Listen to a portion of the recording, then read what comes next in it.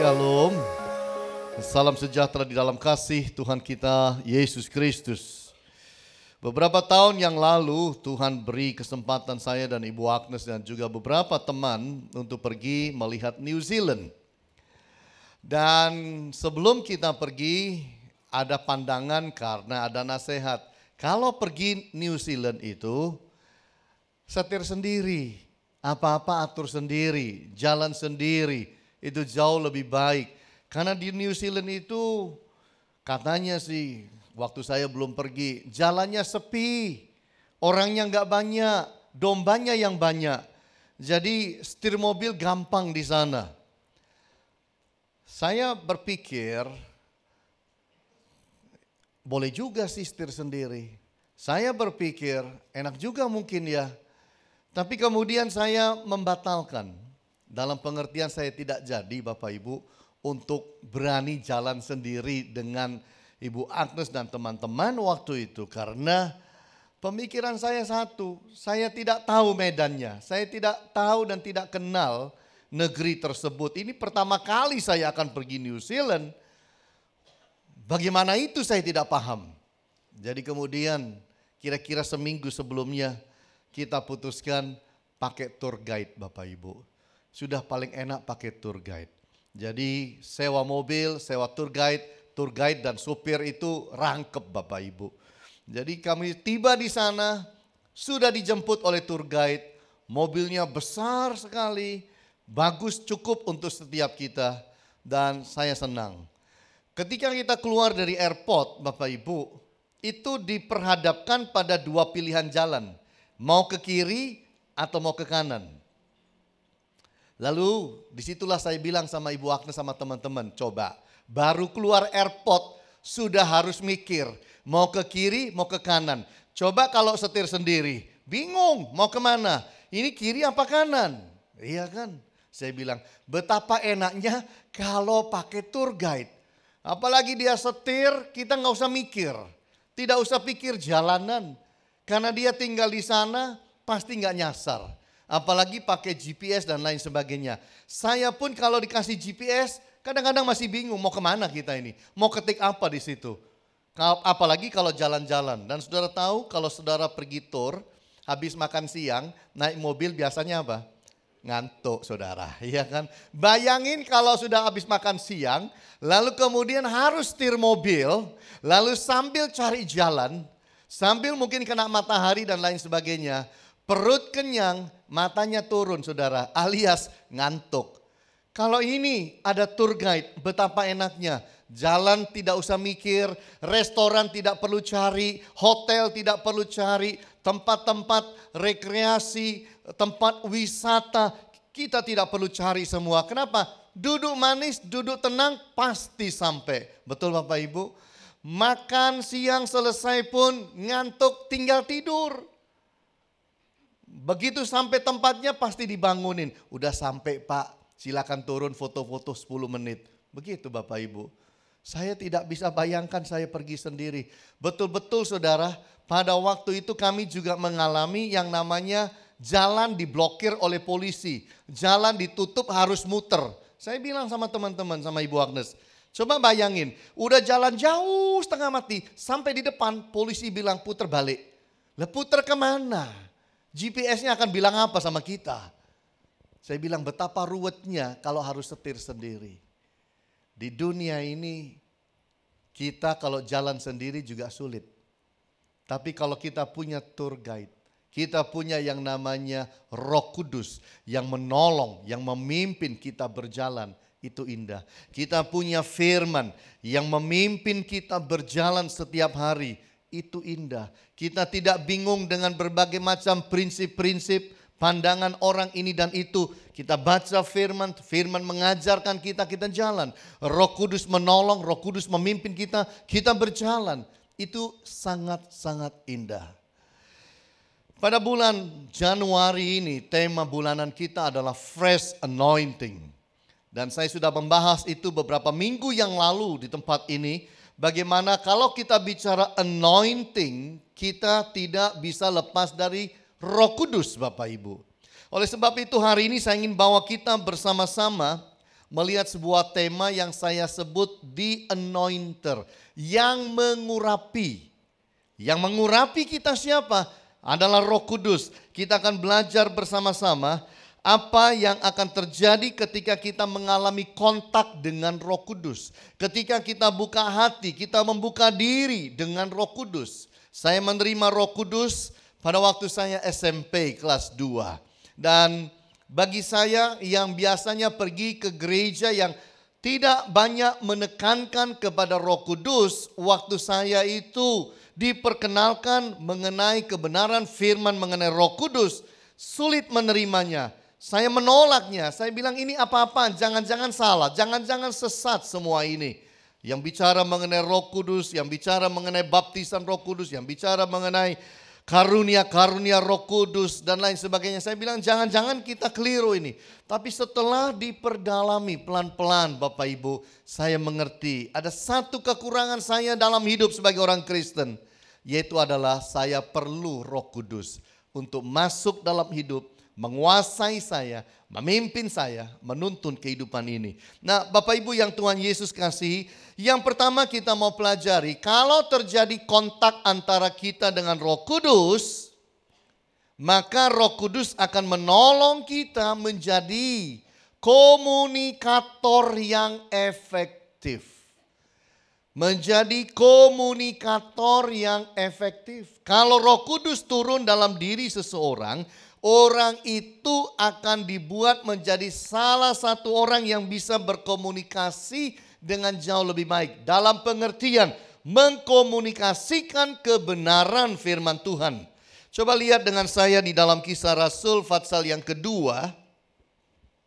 Ayat 14, 15, 16 dan 41 dikatakan, maka bangkitlah Petrus berdiri dengan ke-11 rasul itu, dan dengan suara nyaring ia berkata kepada mereka, hai kamu orang Yahudi dan kamu semua yang tinggal di Yerusalem, ketahuilah dan camkanlah perkataanku ini. Orang-orang ini tidak mabuk seperti yang kamu sangka, karena hari baru pukul 9. Tetapi itulah yang difirmankan Allah dengan perantaran Nabi Yoel. Dan kita tahu bahwa ayat-ayat berikutnya Petrus itu berkhotbah. Bapak Ibu, Petrus berkhotbah dan dikatakan firman Tuhan dalam ayat 41. Orang-orang yang menerima perkataannya itu memberi diri dibaptis. Dan pada hari itu jumlah mereka bertambah. Kira-kira 3.000 jiwa.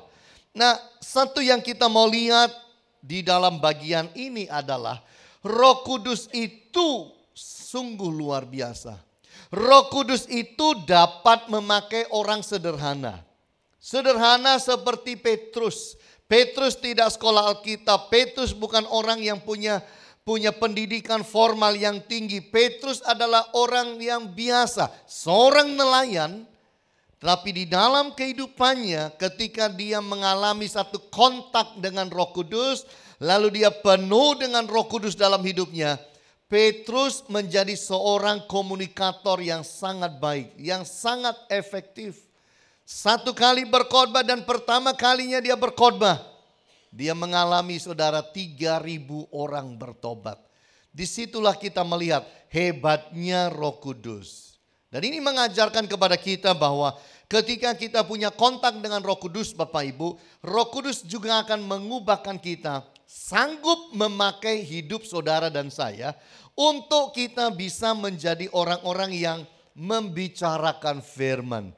Mungkin kita tidak berkhotbah seperti Petrus, tapi dalam kehidupan sehari-hari, ketika kita mengucapkan firman, ketika kita menerangkan kebenaran, ketika kita memberikan prinsip hidup, nilai-nilai kehidupan yang baik kepada keluarga kita, kepada sesama kita, kepada mereka yang ada di kantor di mana kita ketemu, maka itu akan dihidupkan oleh Roh Kudus dengan kuasanya untuk sanggup mengubahkan.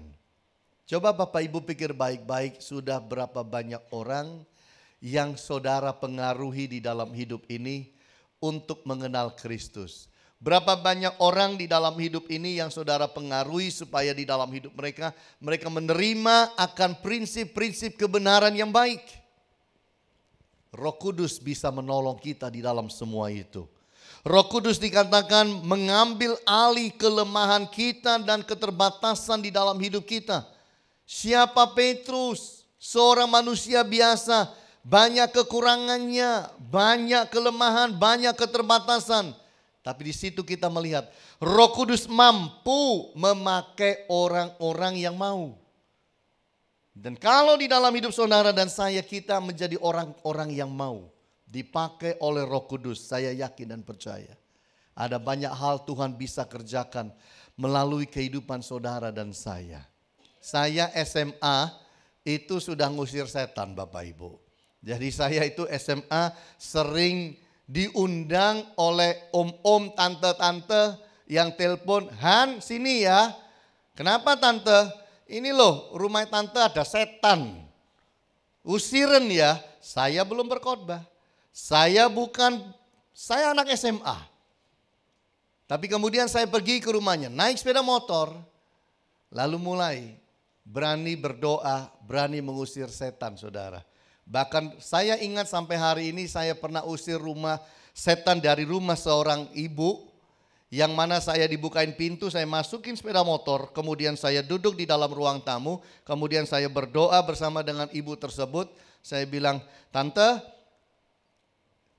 di belakang, di tengah-tengah rumah ini ada pohon. Dan pohon itu ada setannya." Tantenya kaget, "Loh Hani, kamu belum pernah masuk rumah tante.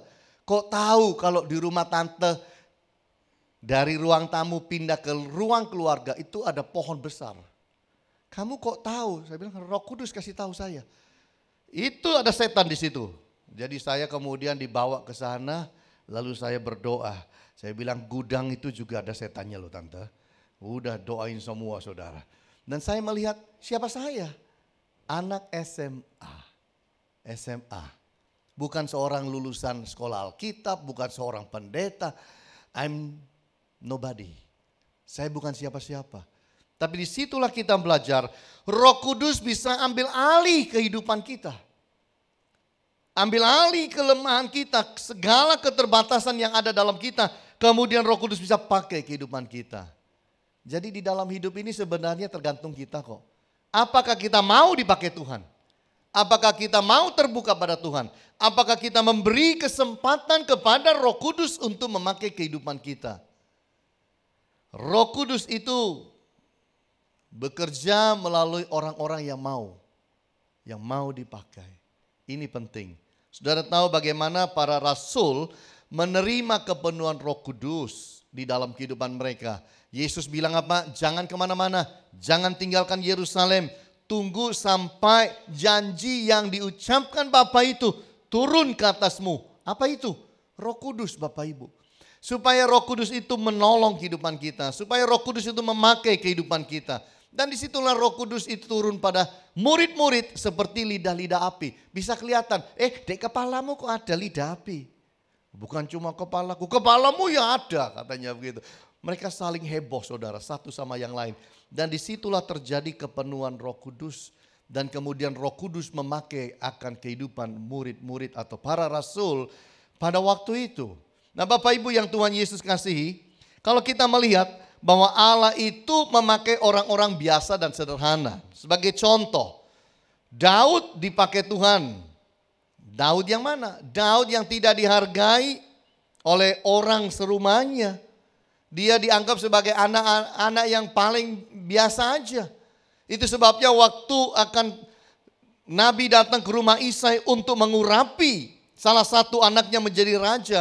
Daud itu mah dibiarin, gak dipanggil pulang dari ladang. Jagain kambing domba yang hanya beberapa ekor. Tapi justru Daud yang kemudian diurapi dan dipilih Tuhan.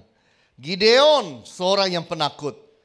Tetapi kemudian Tuhan pilih, urapi dia menjadi seorang pemimpin yang sangat baik. Yusuf yang dibenci dan diiri hati, dibuang oleh keluarganya, oleh saudara-saudaranya. Diangkat Allah menjadi orang yang luar biasa, pemimpin luar biasa. Saudara lihat anak kecil yang punya 5 ketul roti 2 ekor ikan. Itu dipakai Allah luar biasa. Dan dari apa yang dia punya, hanya 5 ketul roti 2 ekor ikan bisa dipakai untuk memberi makan orang begitu banyak. Minggu lalu kita ada perkuliahan doktoral Bapak Ibu. Salah satunya dibahas mengenai memberi makan 5.000 orang. Kalau kita baca hati-hati akan ayat ini, dikatakan yang 5.000 orang itu laki-laki, belum termasuk wanita. Jadi kira-kira wanitanya mungkin sekitar 3.000. Lalu kemudian dihitung anaknya dan lain sebagainya. Hitung. Wah, jadi banyak Bapak Ibu, nggak 5.000. Jadi tambah banyak, apalagi belum dihitung anak. Orang sana itu anaknya banyak. Satu keluarga itu bisa punya anak cukup banyak.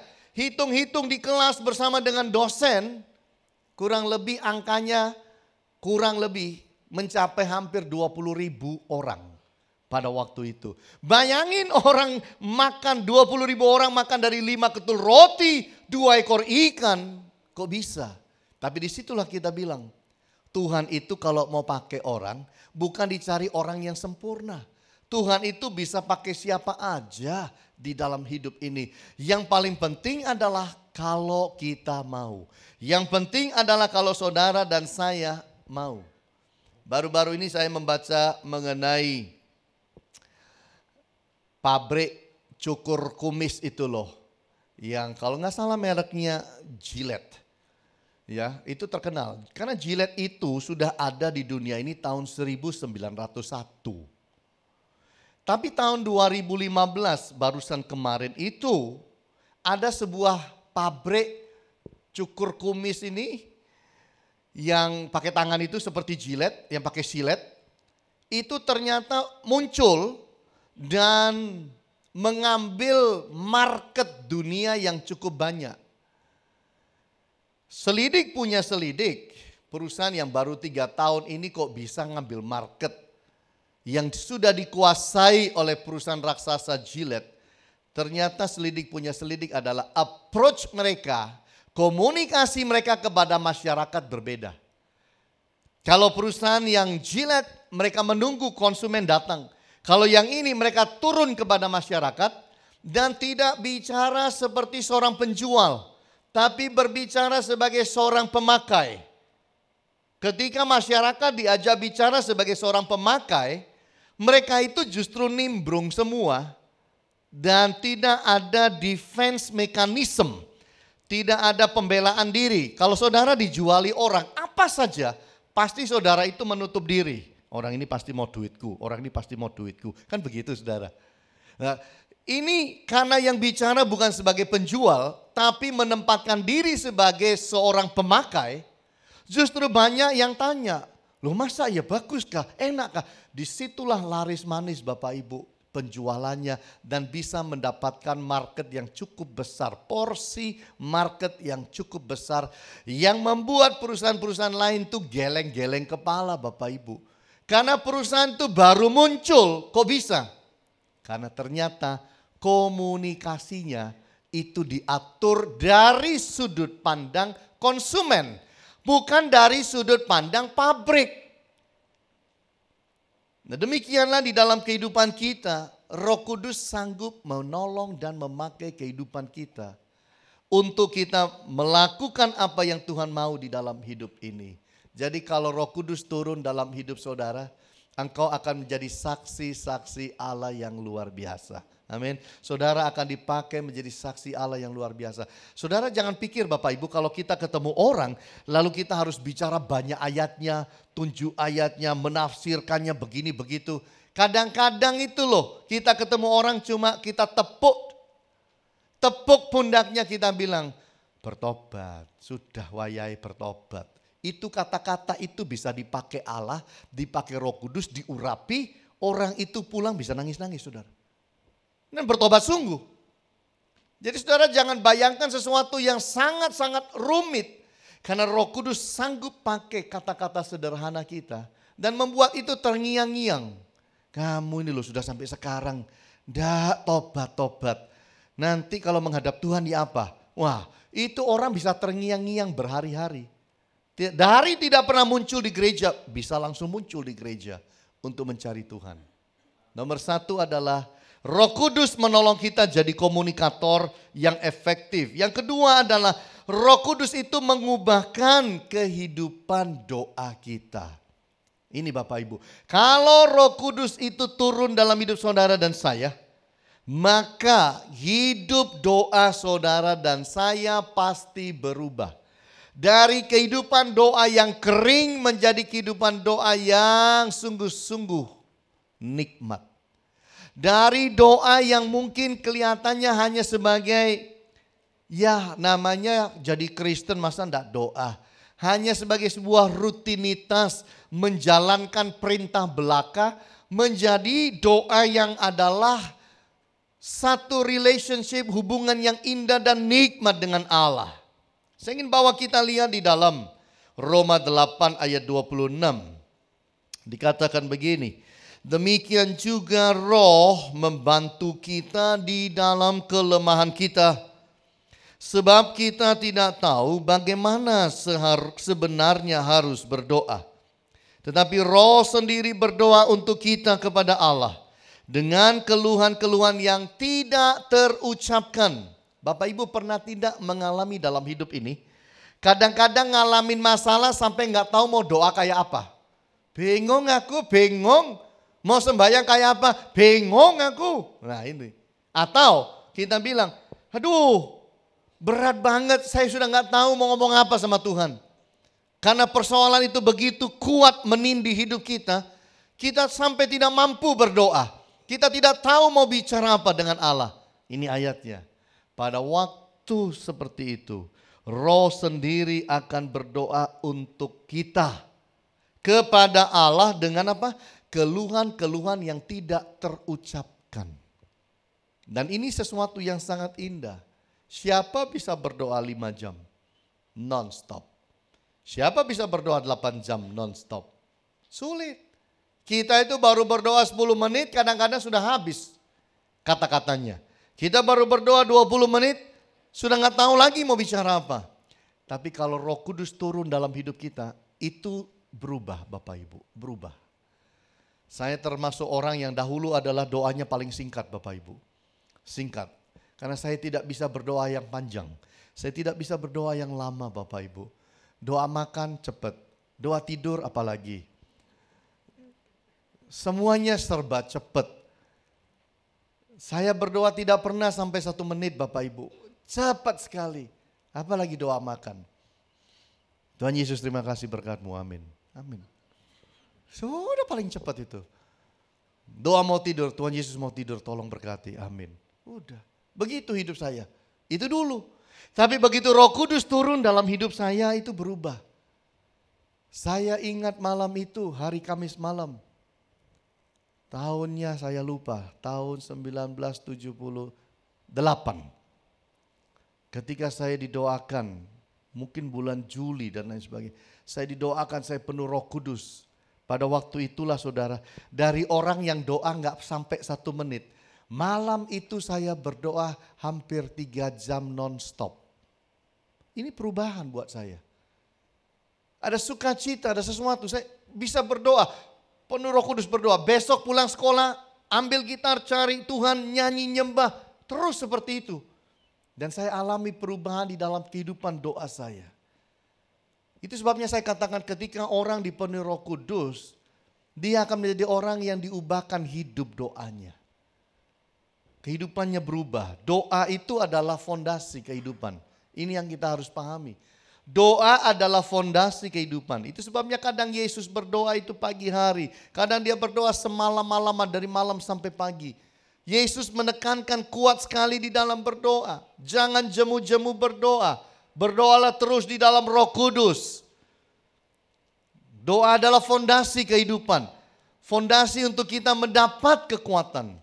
Ketika saudara dan saya lemah, ketika kita berdoa, kadang-kadang kalau sudah lemah itu doanya kan tidak panjang-panjang. Disitulah kita dapat kekuatan. Doa adalah fondasi kuasa. Kalau saudara mau dapat kuasa, harus ada doa. Orang lain saja yang di luar dari kekristenan percaya doa. Mereka percaya puasa. Doa itu merupakan fondasi pengurapan supaya turun pengurapan atas kehidupan kita. fondasi kemenangan supaya hidup berkemenangan. Betapa kita sering jatuh bangun dalam kehidupan. Ketika kita punya doa, kita dibangkitkan. Saya ingat hidup saya Bapak Ibu waktu saya masih remaja. Setiap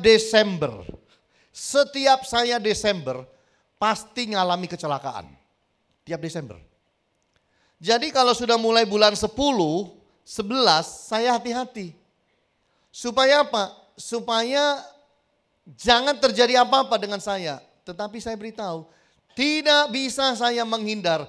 Tiap menjelang Desember atau menjelang pergantian tahun baru, saya pasti ngalami ini, ngalami itu segala macam. Saya pernah ada di rumah sakit, masuk rumah sakitnya 25 Desember. Lalu sampai suster bilang, "Nyo, Natalan kok masuk rumah sakit sih Nyo," katanya. Begitu Bapak Ibu, saya tahu bahwa ketika saya waktu itu sudah bergaul dengan kuasa kegelapan, saya bayar upeti pada setan dalam pengertian tiap tahun sebelum ganti tahun setan bikin saya cilaka segala macam. Nanti Januari oke lagi, nanti Desember begitu lagi, terus begitu Bapak Ibu, terus. Saya itu bisa duduk dan jaga diri baik-baik, tiba-tiba nonton film Bonanza, zaman dulu ada film Bonanza, masih ingat Bapak Ibu? Teng teng teng teng teng teng teng. Ingat ya? Ya itu teng teng teng teng teng teng teng teng teng. Lagi nonton film Bonanza. Itu Koboi lagi jalan dengan apa? Kudanya, Saudara. Lalu mau nangkep kuda itu, pakai talinya itu. Wah. Saya lagi duduk manis, bisa digerakkan, lari-lari dalam rumah. Kayak orang di film tersebut. Ya, lari sampai ke dalam dapur, di sana bebek pembantu sedang ngangkat air panas, baru umek. Itu air panas itu baru bunyi nging, diangkat begitu saya masuk dapur dengan lari-lari, langsung tersuang. Wah, itu basah Saudara dari atas sampai bawah Saudara. Saya kena air panas itu kaget-kaget. Panas. Saya lari keluar Saudara, keluar rumah, ada tukang bakso lewat. Saya bilang, "Panas Pak, panas." Tukang baksonya lewat aja Saudara. Pikir orang ini orang gila apa ini anak. Tapi saya itu kesiram sampai kagetnya Saudara. Itu melepuh semuanya dari atas sampai bawah. Kena siram air panas yang betul-betul mendidih. Coba pikir, orang lagi duduk nonton televisi, bisa dikerjai Saudara. Setan datang bisa gangguin saya. Lari-lari sampai saya ketubruk. Itu ya mau Desember itu. Dan saya selalu melihat setan selalu mau bikin celaka manusia. Tapi ketika saya mulai hidup berubah dan bertobat penuh Roh Kudus. Sampai hari ini hidup saya merdeka. Hidup saya dilepaskan, dibebaskan. Tidak ada lagi kehidupan-kehidupan yang aneh-aneh yang seperti itu. Tapi Tuhan menolong saya. Ini indah Bapak Ibu. Jadi Roh Kudus itu mengubah kehidupan doa kita. Roh Kudus menolong, mendukung kita di dalam kelemahan-kelemahan kita. Mengajar bagaimana kita berdoa. Siapa sih? Kalau saya tanya, siapa yang jago doa di sini? Saya yakin tidak ada yang berani angkat tangan. Siapa jago doa? Tidak ada orang jago doa. Yang jago doa adalah Roh Kudus. Karena dikatakan Roh Kudus, Roh sendiri berdoa untuk kita kepada Allah dengan keluhan-keluhan yang tidak terucapkan. Artinya mendoakan beban kehidupan kita ini kepada Allah. Makanya kita bersyukur. Kita punya tour guide yang luar biasa. Yang bisa mendampingi kita dan bisa berdoa bagi kita. Bahkan dikatakan Roh Kudus itu mengasihi kita. Dia dekat dengan kita. Dia menyertai kita. Dia membela hidup kita. Dan dia ingin yang terbaik terjadi dalam hidup saudara dan saya. Bapak Ibu yang Tuhan Yesus kasih, kalau saya dahulu melihat teman-teman saya yang jatuh bangun di dalam dosa, yang hidup dan terikat dengan berbagai macam hal-hal yang salah dalam hidup ini. Kadang-kadang mereka bangga dengan semua itu. Tapi kalau kita sudah hidup dalam kebenaran, kita bilang kasihan. Kasihan dia, kasihan. Dia terikat oleh dosa, dia terikat oleh hal-hal yang salah dalam hidup ini. Berbahagialah kita kalau kita tidak mengalami keterikatan apapun dari dunia dan hal-hal yang salah di dalam hidup ini. Saya baca kisah mengenai berdoa Bapak Ibu. Dikatakan begini, bahwa orang-orang yang ateis sekalipun, yang ngaku Tuhan itu tidak ada. Ternyata hampir 30% mereka ngaku mereka juga doa. Coba pikir. Mengaku bahwa Tuhan itu tidak ada. Ateis. Tuhan tidak ada. Tapi heran, setelah diselidiki tahun 2004 ada sebuah penyelidikan mengatakan yang bilang Tuhan tidak ada itu. Ternyata 30% itu ya sembahyang.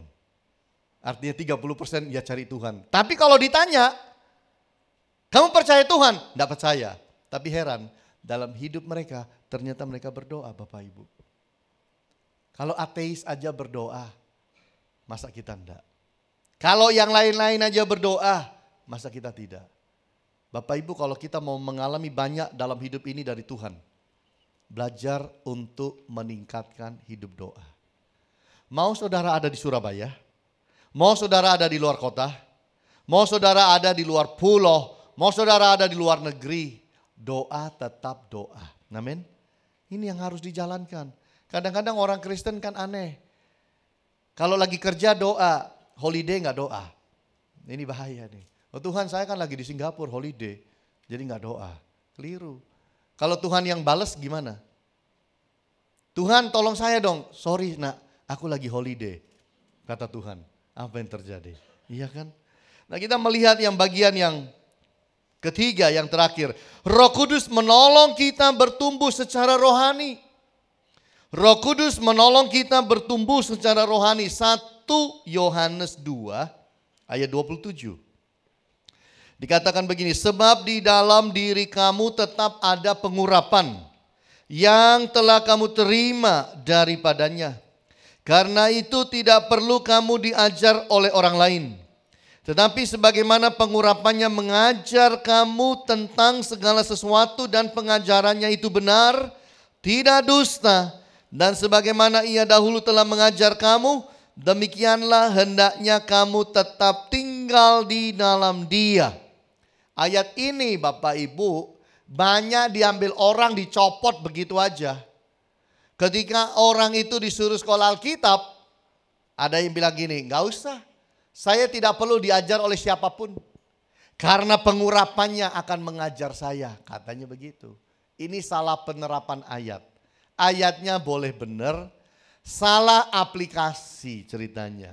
Ayat ini mengajarkan bahwa pada zaman itu orang-orang Kristen itu tidak perlu menerima pengajaran daripada orang-orang yang salah dan tidak mengenal Allah. Yang punya pandangan berbeda dari Injil. Karena apa? Roh Kuduslah yang akan menolong kita. Pengajaran rasul-rasul itu saja penting. Tapi kadang-kadang di dalam kehidupan kita gampang copot ayat. Saya dalam hidup seringkali melihat anak-anak Tuhan, orang-orang Kristen yang mengambil 1 Yohanes 2:27 ini dan disalah mengerti ayat ini. Saya tidak perlu diajar siapa-siapa, saya tidak perlu punya guru, saya tidak perlu siapapun ngajarin saya. Kenapa? Dalam diri saya ada Roh Kudus yang akan mengajar. Iya, tapi Roh Kudus juga ada di dalam pendeta saudara. Roh Kudus ada di dalam orang-orang yang menjadi pemimpin saudara yang benar. Itu kalau mengajar kita boleh dengar. Yang dilarang dengar adalah pengajaran-pengajaran yang tidak cocok dengan kebenaran firman. Ini yang kita harus pahami. Nah, kita harus rindu makanan rohani yang baik. Kita harus belajar dalam hidup tiap hari baca kebenaran firman. Baca. Setiap kita harus baca firman. Berapa banyak kita ada orang yang sehari bisa baca koran 4 loh Bapak Ibu. Koran 4, majalah 3. Alkitab tidak pernah dibuka. Waduh, duh. Iya. Mari hati-hati dalam hal ini. Beri waktu baca firman. Apakah itu 5 menit? Apakah itu hanya 10 menit? Kita harus belajar untuk pilih pengajar Alkitab yang baik, yang benar. Alkitabiah berkarakter. Jangan jadi orang yang terkesima dengan terkagum-kagum dengan penampilan orang. Di akhir zaman akan terjadi banyak penyesatan. Kalau saudara mengukur seseorang itu hanya dari penampilan luar, kita akan keliru. Wah, ini karena yang datang orang bule, pasti top. Belum tentu Bapak Ibu. Saya kasih tahu, belum tentu. Jangan lihat casing di luarnya. Tapi harus coba tahu apa yang ada di dalamnya. Apakah dia bawa Kristus? Apakah dia bawa Injil? Apakah dia bawa pengajaran yang benar? Kalau tidak, kita harus berani menolak. Uji dan saring setiap pengajaran. Kita bukan anak kecil yang terima apa-apa telan. Oh, karena dia datang pakai bahasa Inggris, semua harus ditelan. Belum tentu Bapak Ibu, belum tentu. Belum tentu. Bukan jaminan Bapak Ibu. Jadi kita harus hati-hati. Setiap pengajaran harus kita uji, harus kita saring. Demikian juga kalau ada hamba Tuhan bisa bikin mujizat. Jangan kemudian karena kita lihat hamba Tuhan bikin mujizat, semua yang diajar kita telan mentah-mentah. Belum tentu. Musa bikin mujizat. Tongkat dilempar jadi ular. Dukunnya Firaun juga sama. Tongkat dilempar jadi ular. Kalau saudara itu melihat benar dan salah, mengukur benar dan salah hanya karena mujizat, Anda bisa kemudian disesatkan. Patokannya bukan mujizat Bapak Ibu. Patokannya bukan mujizat. Patokannya adalah firman. Ini yang kita harus pahami. Selalu pegang firman. Kenapa? Nanti di akhir zaman, semakin kita berjalan ke depan, serigala berbulu domba. Demikian pula setan kemudian menjelma menjadi malaikat. Ada. Wah, mereka bisa bikin mujizat macam-macam. Saya lihat di video di YouTube. Seorang India yang bukan Kristen. Ada orang sakit. Orang sakit itu dipecut saudara. Yang dipecut bukan orangnya, tanah yang di depan dia.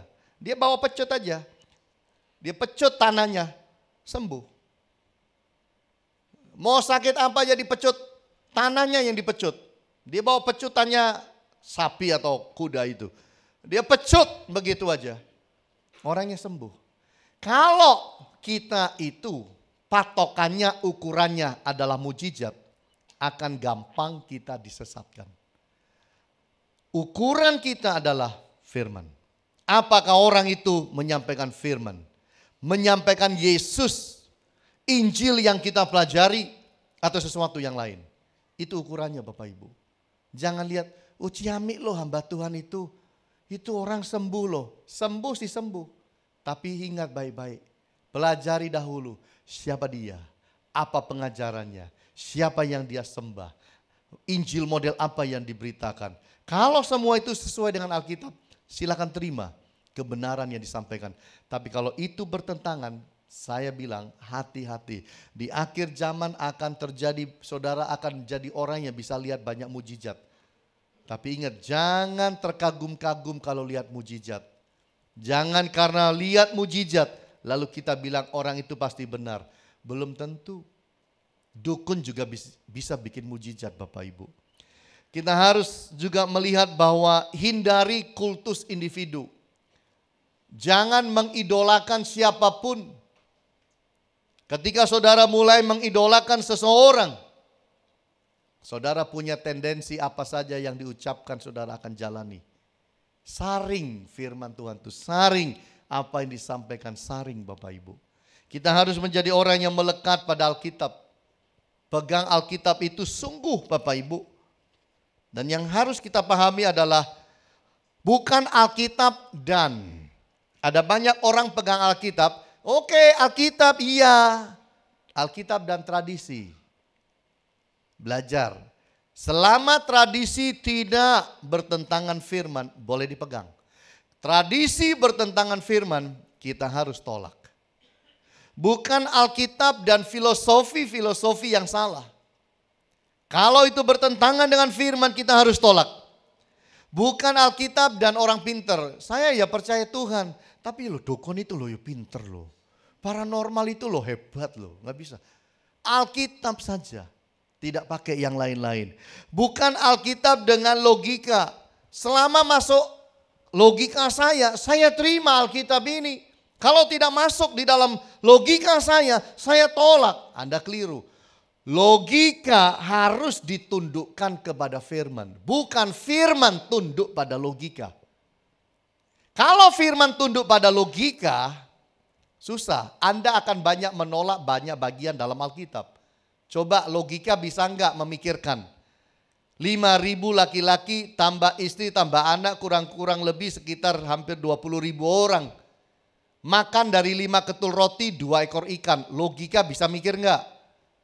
Yesus jalan di atas air. Logika bisa mikir enggak? Enggak bisa. Karena hukumnya adalah manusia enggak bisa jalan di atas air. Itu sebabnya kalau logika yang kita pakai. Jadi Pak, kita ini orang Kristen enggak boleh pakai logika. Bukan. Logika itu dipakai. Tapi kalau logika tidak bisa memahami firman, tetap firmannya ditelan, bukan dibuang. Ada waktunya nanti kemudian hari saudara akan mengerti firman ketika Roh Kudus itu bukakan di dalam hidup saudara.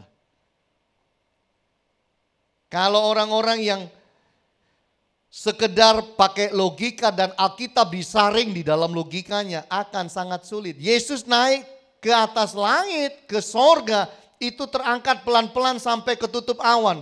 Mereka akan bilang apa? Gak mungkin, gak mungkin. Nah ini jadinya. Susah menerima karena yang menjadi Alkitab logika mereka. Bukan Alkitab dan sains. Ilmu pengetahuan. Ilmu pengetahuan itu selalu dikonfirmasi di dalam Alkitab. Karena sekarang ini akan beredar banyak pengajaran-pengajaran yang berkata Alkitab salah, gak cocok sama pengetahuan dan lain sebagainya. Hati-hati. Kita harus tetap belajar memegang firman Tuhan ini. Kalaupun terjadi pertentangan, diamkan kalau belum ada jawaban. Pada satu kali waktu akan ada jawaban. Kita harus tetap bertumbuh agar bisa menolong orang lain. Kenapa Roh Kudus ada dalam diri saudara dan saya? Bukan hanya menolong kita. Supaya kita bisa menolong orang lain. Kita tahu bahwa Allah ingin kita berubah. Allah ingin kita bertumbuh Bapak Ibu. Dan itu sebabnya mari kita terus bertumbuh. Di dalam hidup ini kita bertumbuh ke arah iman yang sehat. Iman yang sehat. Ada banyak orang Kristen di dunia. Tapi ada banyak yang tidak sehat imannya. Tidak sehat ajarannya. Salah kaprah di dalam pengajaran-pengajaran. Kita bersyukur bahwa kita bertumbuh sebagai gereja di dalam pengajaran-pengajaran yang baik dan benar. Dan kalau kita sudah bertumbuh, kita bisa menolong orang lain Bapak Ibu. Ini indah. Kalau saudara naik pesawat, lalu pesawat itu mengalami goncangan, lalu turunlah apa? Masker-masker oksigen keluar turun di depan saudara, iya kan? Nah, apa yang harus saudara lakukan? Saudara harus pakai dahulu, baru saudara menolong orang lain. Saudara harus pakai dahulu oksigen ini, baru menolong anak saudara. Kan begitu. Gak boleh saudara ambil oksigen lalu langsung pasang di anak. Peraturannya adalah pakai dahulu, baru tolong orang lain. Karena kalau tidak saudara kehabisan oksigen, sedang menolong orang lain, saudara sendiri kehabisan, semaput duluan saudara. Nah, dalam kebenaran firman juga sama. Belajar menikmati firman, hidup dalam firman. Kemudian tolonglah orang lain. Bertumbuhlah dalam firman. Lalu tolonglah orang lain. Hari ini kita belajar mengenai the anointer. Yaitu Roh Kudus sebagai Allah yang mengurapi kita. Yesus Kristus saja sebelum melakukan pelayanan diurapi. Sebelum melakukan segala aktivitasnya Yesus diurapi. Dan Roh Kudus diberikan supaya apa? Supaya saudara dan saya jangan menjadi orang Kristen yang disebut Kristen yatim. Kristen yatim itu adalah orang Kristen yang berjalan sendiri di dalam dunia ini tanpa penyertaan daripada Roh Kudus di dalam hidup ini. Marilah kita terima Roh Kudus di dalam hidup ini. Buka hati, buka hidup supaya saudara boleh mengalami akan kepenuhan Roh Kudus lalu saudara tinggal di dalam pengajaran itu. Jadi Roh Kudus menolong kita untuk menjadi komunikator yang efektif. Kita akan menjadi terang, kita menjadi saksi Allah. Roh Kudus menolong kita berubah di dalam hidup doa. Hidup doa kita. Allah tidak akan lagi jauh. Tapi kalau kita tutup mata, kita berdoa. Allah itu begitu dekat dengan kita. Dan kita harus bertumbuh. Roh Kudus menolong kita bertumbuh secara rohani. Jangan pernah sombong secara rohani. Pertumbuhan rohani kita adalah karena Roh Kudus menolong setiap kita. Saya berharap di dalam kehidupan semua kita Bapak Ibu, kita terus hidup mengandalkan Roh Kudus. Bagi saudara yang belum mengalami kepenuhan Roh Kudus, belajar berdoa dan minta, ikut kelas Holy Spirit, supaya saudara didoakan, mengerti mengenai Roh Kudus, mengerti bagaimana menerima karunia Roh Kudus, kepenuhan Roh Kudus, supaya hidup saudara sungguh mengalami sesuatu yang indah. Tuhan Yesus berkati saudara. Haleluya. Amin.